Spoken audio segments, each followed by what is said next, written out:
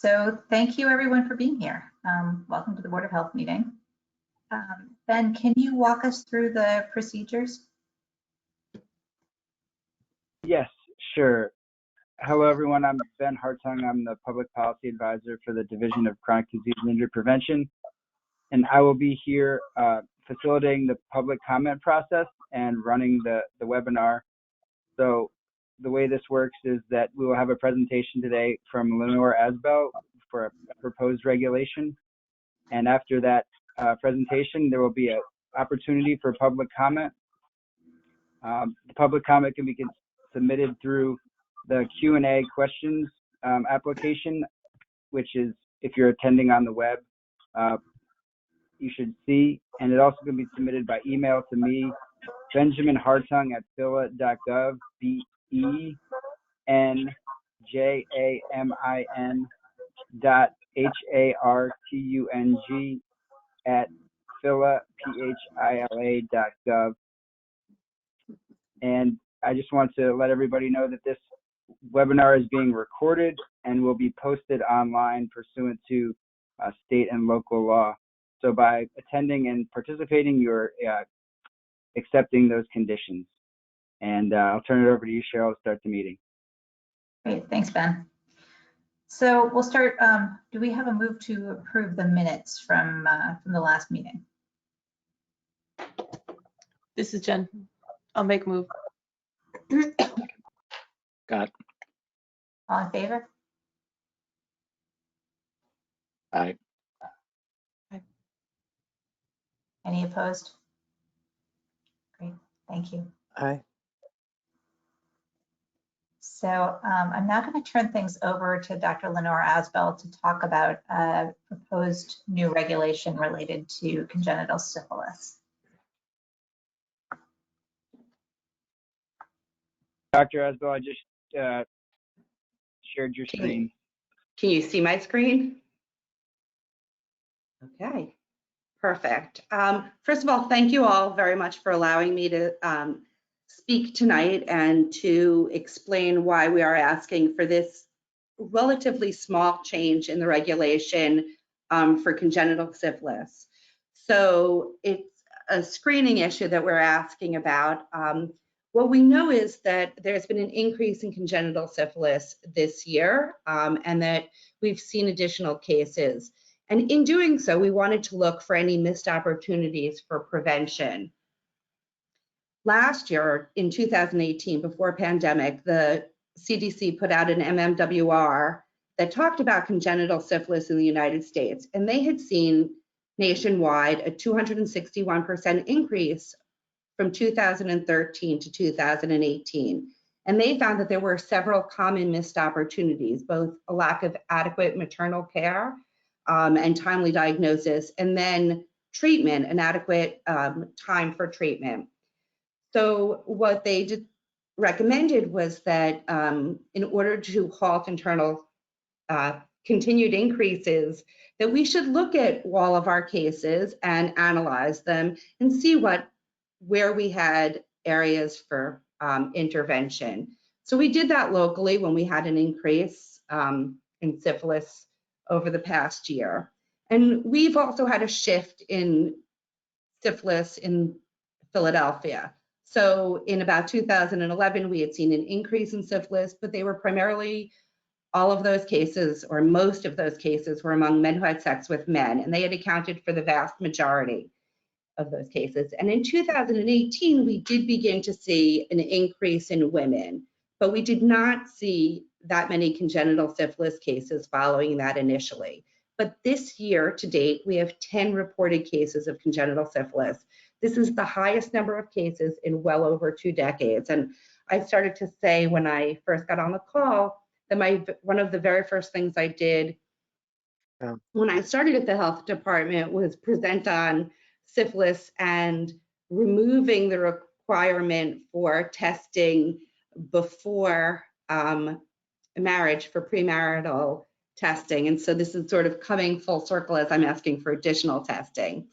When we reviewed all of those 10 cases, we found that there were very few missed opportunities.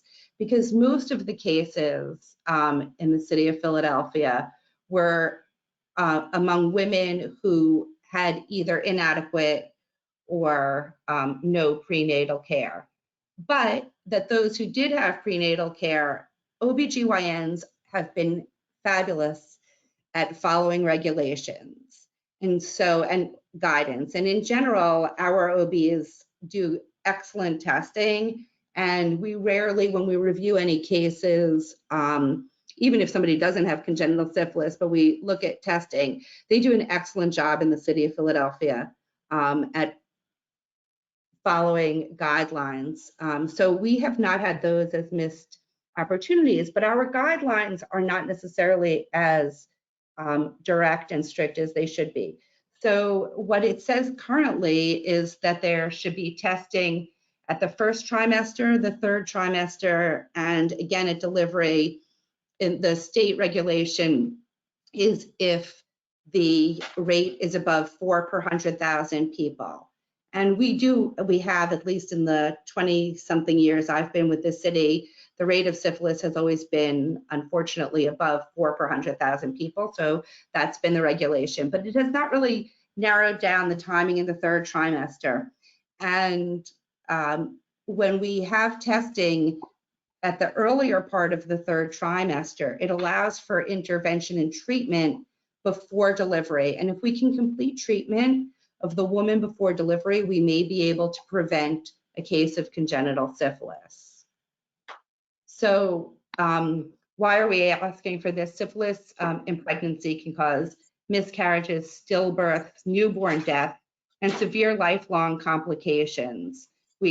Probably learning issues, etc., associated with it.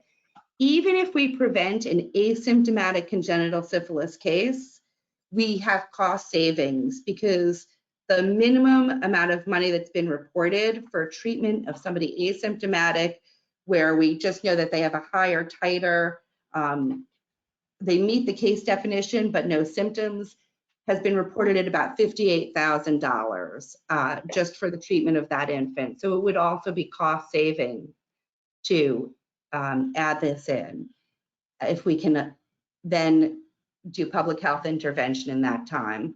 So I hope you've all had a chance to look at the regulation and where we've asked for change. It's a very small change. There is one other place when we were looking at the regulation afterwards. I think the current language would be, where do we have it? It says pregnant women, the blood of such a woman, but we should probably change that to person, because the current language, in order to be trans inclusive, we should say person instead of woman. But our regulation change that we're asking for is to specify that the testing be at 28 to 32 weeks gestation. This is consistent with the CDC current recommendations that are printed in the most recent STD treatment guidelines that came out earlier this year. We also don't want to be punitive for OBs if a patient does not show up during that time. So again, if they come in after that 28 to 32 week period of gestation, we also still want them to perform the testing. So that is our request and why we're asking for it. If anybody has any questions. Dr. Asbell? Yeah. Thank you for this. It seems to me pretty straightforward. The question I have is just backing up to, you alluded to those individuals who were in care and those who, for whatever reason, were not in care. How did that break out among the 10 cases? And what are we doing during this pandemic time in terms of access to care for these women? Yeah, so of them, if I remember correctly, and I really don't want to misspeak, but I believe 4 of them presented at delivery. They had not had any prenatal care, and then another 2 had inadequate prenatal care of the 10. So, and there were, of the 4, I believe, many of them had substance use disorder issues associated with that.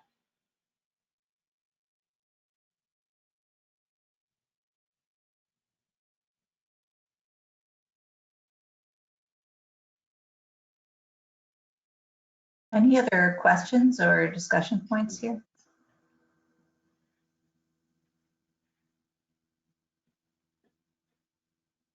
So what we were There gonna, have been, sorry, sorry, Cheryl, this is Ben Hartung. I just want to note that there are no current questions in the chat from the public. thank you, Ben. I would add it was timely in that, like, we came out in July with the health alert. So we've already shared this information with providers, but sometimes having a regulation behind you just makes it a little bit stronger. And that just a few weeks ago, this isn't just local, but in Pennsylvania, Delaware County put out a recent health alert just 2 weeks ago about a similar increases. So we're not alone. I'm curious as to why you think, what's driving this increase? Because it's not pandemic only, right? It's pre-pandemic. From what Yeah. Perhaps you said this and I missed it, but what's going on? Oh, if I only really knew. I'm glad you asked what I thought. We do know that there's, when we look at it, there probably is some bridging, people, we had seen an increase in women. Once you start to begin to see an increase in a population that hasn't had infection in a long time, it is more likely to spread. So if people are having, we had seen substantial, again, the vast majority, and still I want to say that the majority of our cases in the city of Philadelphia are among men who have sex with men, but we are definitely seeing, initially we saw some men who had sex with men and women, and then we saw cases increasing in women with substance use disorder. So why there was that shift or bridge over, I'm not 100% sure. We've looked at all different reasons why it may have happened, but know that this is, again, not something unique to us. In the South, it had been mostly among men who had sex, men and women, the syphilis cases, but in large cities, up until the past few years, syphilis was almost exclusively among men who had sex with men. And why the shift? I speculated, but I'm not 100% sure. Thank you. And this is Ben Hartung again. There is a question now coming into the chat. So I would direct the board, if you can see to the chat, one question that just came in. And if you can't see it, please let me know and I'll read it. And there is one more question as well that I will add to the chat.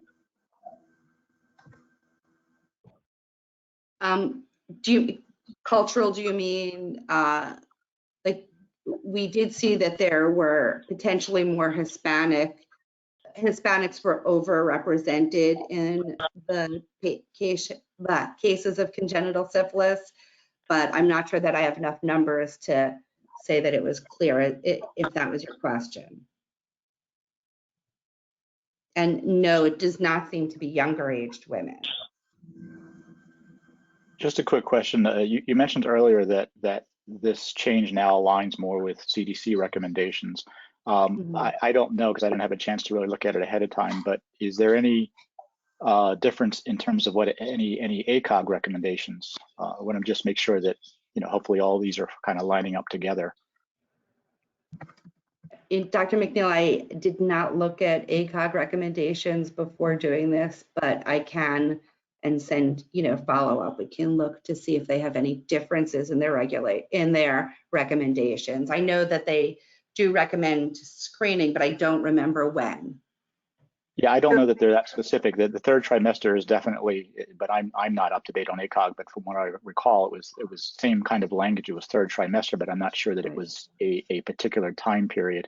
And I'm asking specifically because I do little bit concerned in terms of any in terms of poor outcomes, and then we're giving a variety of different dates or specified times, and legally whether that's going to cause any issues for obstetricians trying to, or anybody else delivering and managing prenatal patients to worry about.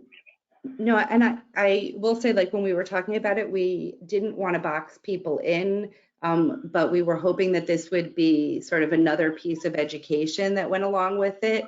The goal is we understand also that people don't necessarily come in at this specified time. And I did think about that. Like, I didn't want people to feel so boxed in, and the goal is not to be punitive. Like I said, I think really we have an excellent provider population when it comes to OB and following guidelines. So it was really more about making sure, like, emphasizing the period as opposed to being punitive about it.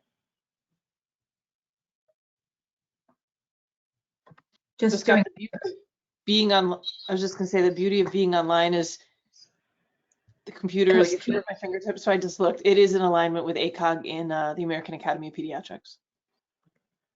Great, Thank thanks, Jen. You're faster than me. any other questions or discussions? Okay. So what we were going to ask you to do tonight is to first take a vote on the regulation itself, and then take a vote on an administrative, the administrative ability for us to tweak the regulation language to change pregnant woman to pregnant person. So do we have a someone to move to pass the regulation itself? So moved. A This second? is Jen's second. Thank you. All in favor? Aye. Aye. Any opposed? Great, thank you. And a move to pass that administrative ability to change the language. Scott, This I is can Jen's also move. move. We'll have one of you move in 1 second. Scott can move, I'll second. Okay, great. All in favor? Aye. Aye. Any opposed? Great. Thank you all very much. Yeah. Dr. Bedegal, I just realized I think we didn't do a full roll call of the board before we started, so maybe we'd do that to make sure we have who's on record. Sure, Ben, do you want to do that? Sure, I can. One moment. Dr. Cheryl Bedegal, Here. Dr. A. Scott McNeil, Here. Dr. Anna Diaz-Rue, Here. Dr. Jennifer Ibrahim, Present. Dr. John Rich, Here. Dr. Marla J. Gold, Here. Dr. Tyra Bryant Stevens. Here. Thank you. That is the full roll call of board members present. Perfect. Well, thank you all. I guess we get to give you back a little bit of your evening. Really, really, really appreciate your time so many times recently. So take care. Thank you. Bye. Be well. Thank you very much. Take care. Thank you. Bye.